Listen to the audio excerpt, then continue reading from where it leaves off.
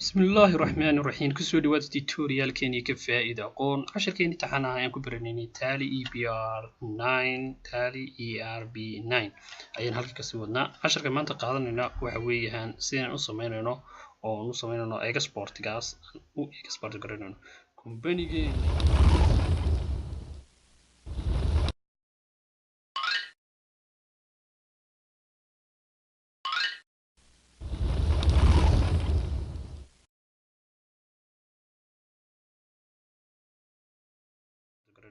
كومبانيجين markaan doonayno كومبانيجين sii jira ledgerkeegan iyo accountinadiisan ama datadiisan aan doonayno inaan company kala geliyo ay ka wadaagaan imika laba company oo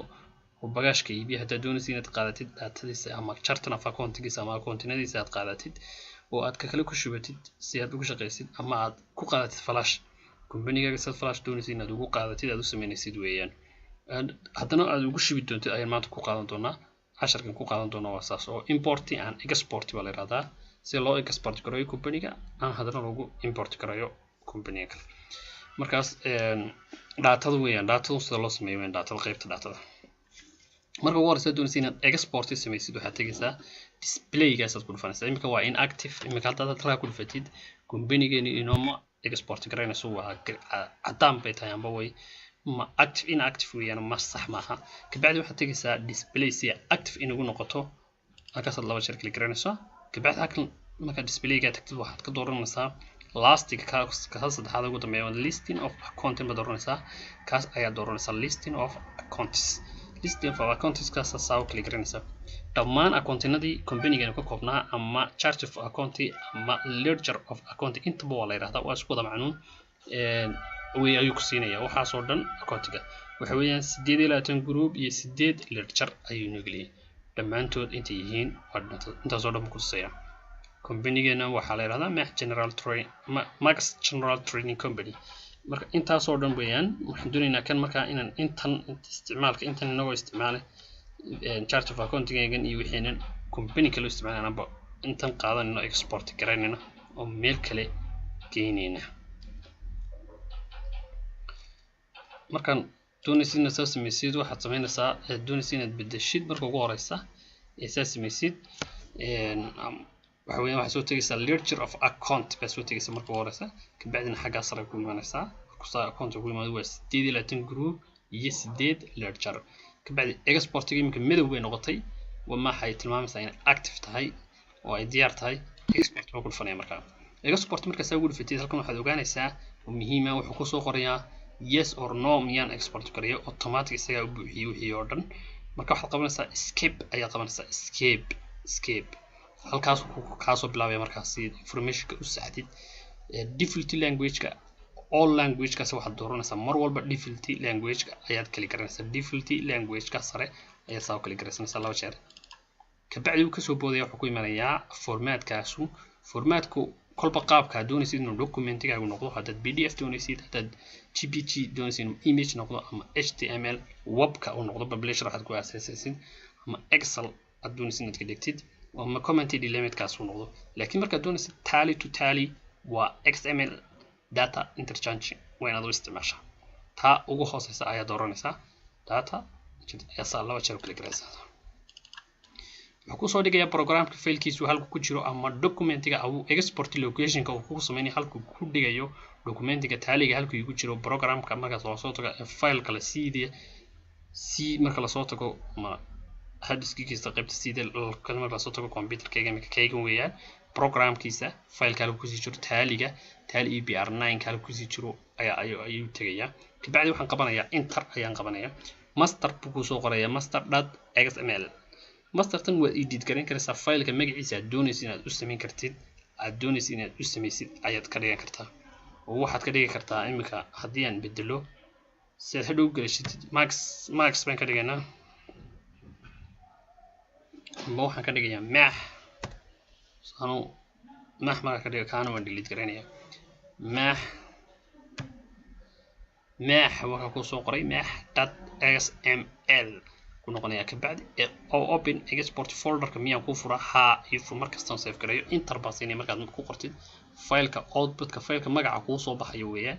output file name-ka waa magaca ku soo baxaya ayaa ku qornay maaxdan xml marna walba waa raacinaysaa ogow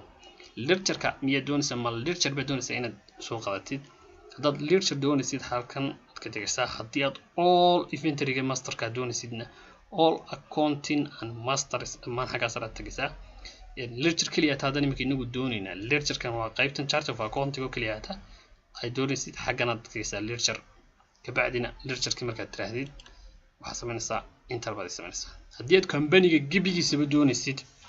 company-ga oo dhan doonaysid waxaad ka dooran kartaa qaybtaas sare all accounting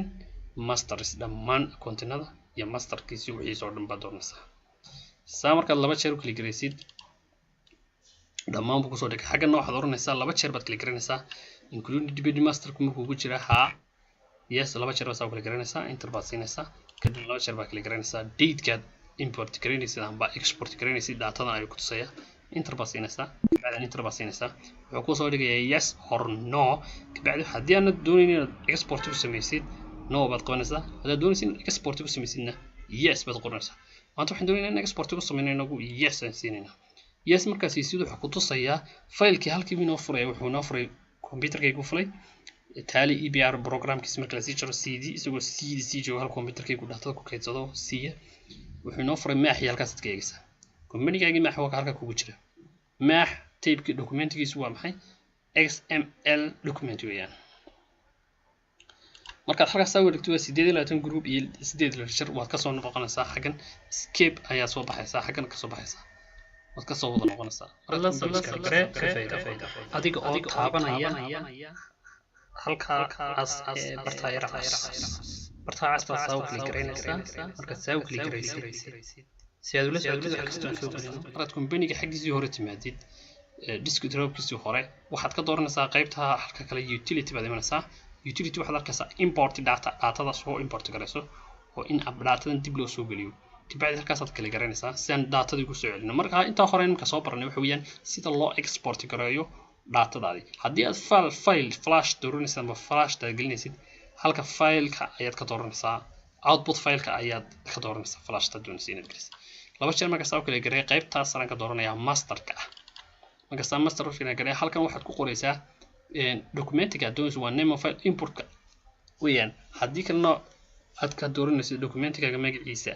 aad doonaysid inaad soo import garaysid ayaad ka dooranaysaa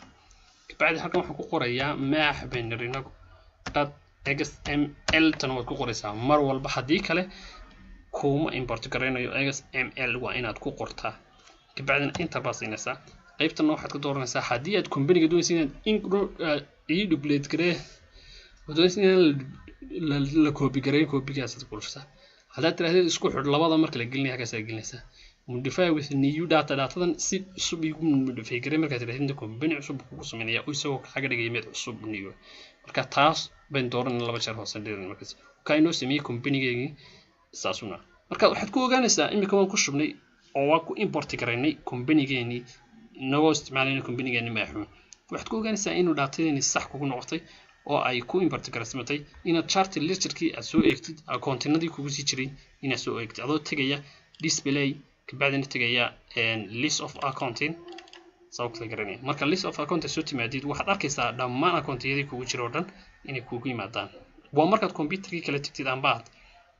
datada amba flash ku qaado amba computerkaaga dhigay imkaan computerkaaga dhexdiisa baan dhigay flash tina waxaad halka file kumaad ka dooranaysaa kabacdina 28 group ku ah iyo 8 lecture haddii aad doonaysid in aad ku qaadid markaas aad soo istagtid doonaysid inaad ku qaadid flash markaad ku qaadid qaybtan markaad halka ka dooratid default halka kalena importing ka saartid xml ka dooratid halkaas ayaad ka dooranaysaa filekaaga magaciisa oo haddii flash kugu jirtay flashta magaceegii ayaad halka ku qoraysaa ama hard disk-ga magaciisii ayaad ku qoraysaa halka markaad ku qortid ayaad soo soconaysaa kabacdi marka flash tigaysid amba hard disk computerkaaga ayaad saa ugu export gareynaysaa location-ka digaysid filekaaga weeyaan ayaad halkaas saa u gelinaysaa waxaan kaloo dhan markaan laba ka dhigo inta saa u dhigo dhaafo saa u sameeyo desktop-kan ku eeganayno yaalo datadeeni master desktop-keenu taala wata agay markay noo taalaa waa maxay waa desktopka masterka computerka marka kale flashta soo gelisay ama hard diskiga soo gelisidna sidaas ay kugu taalaysaa hard diskiga aad ku qaadanaysaa computerka kale aad ka soo dhex dooranaysaa hard diskiga halkaas in kusoo gabagabaynaynaa tutorialkayga ka faa'iido qoon aan ku baranay Tally APR importing and exporting of lectures ama charting of accounts. Assalamu alaikum wa rahmatullahi wa barakatuh.